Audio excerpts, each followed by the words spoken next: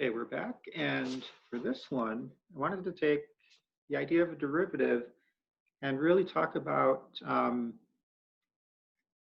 we can start to apply it. What is it going to mean in mechanics, for example?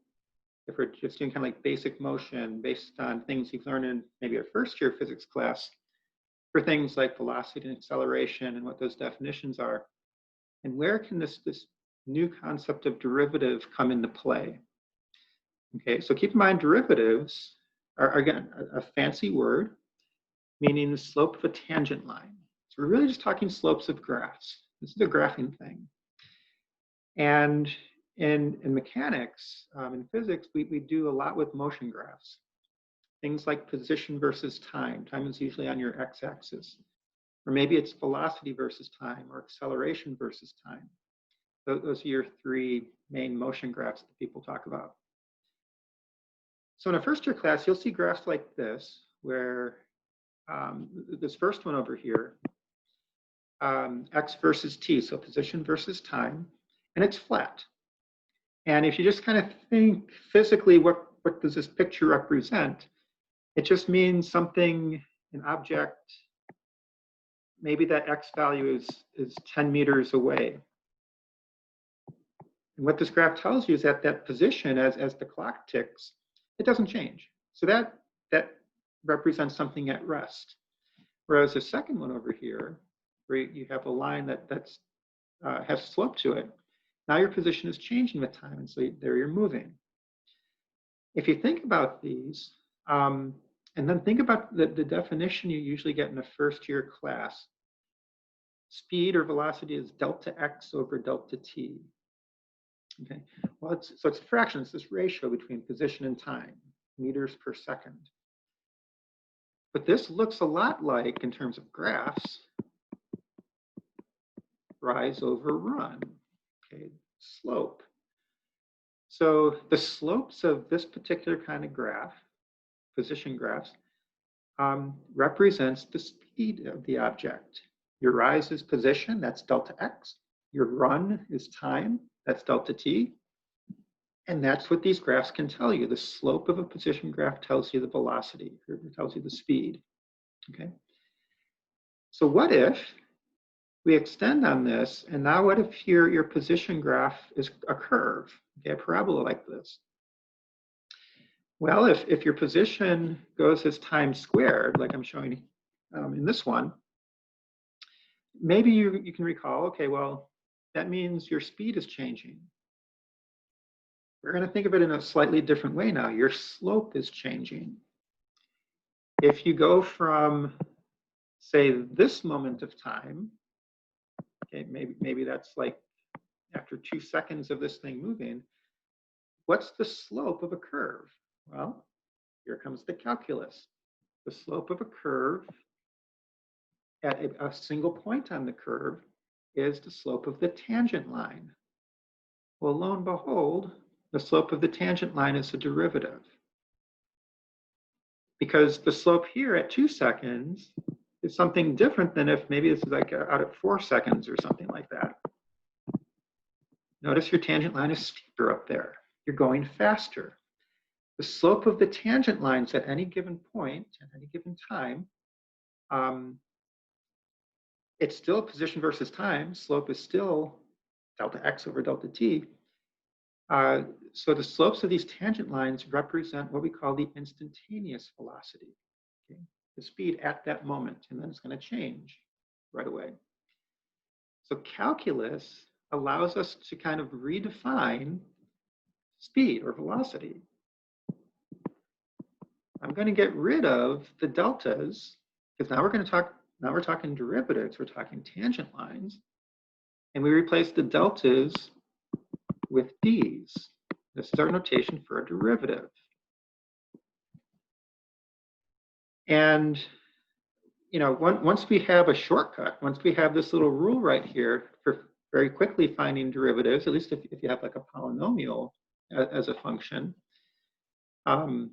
we can go ahead and we can figure this out. Okay, so for this particular parabola, for this graph right here, if your position is equal to time squared, and now if we take the derivative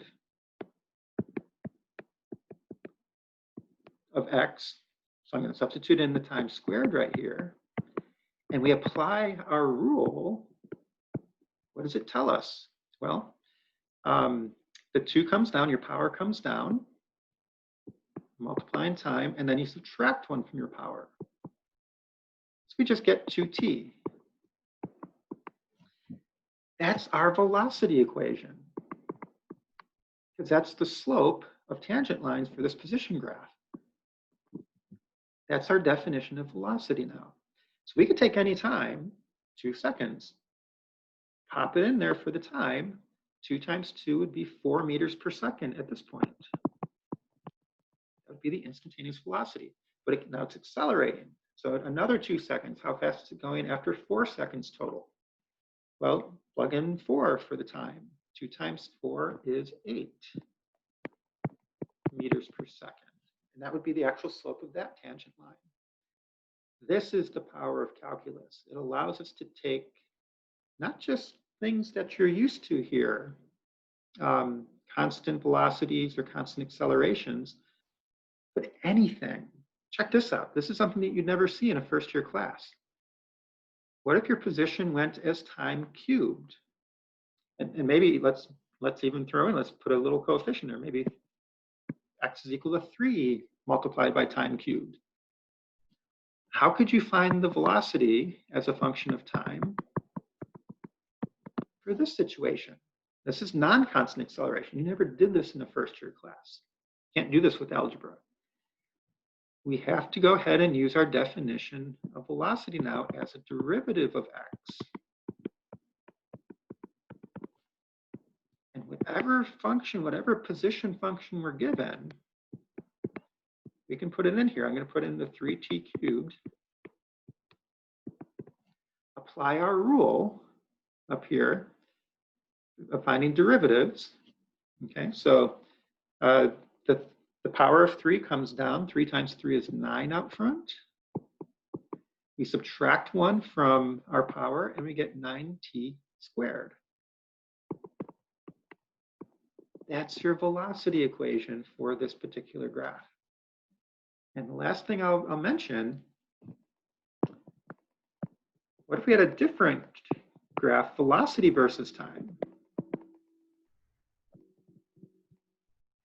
And what if, oops,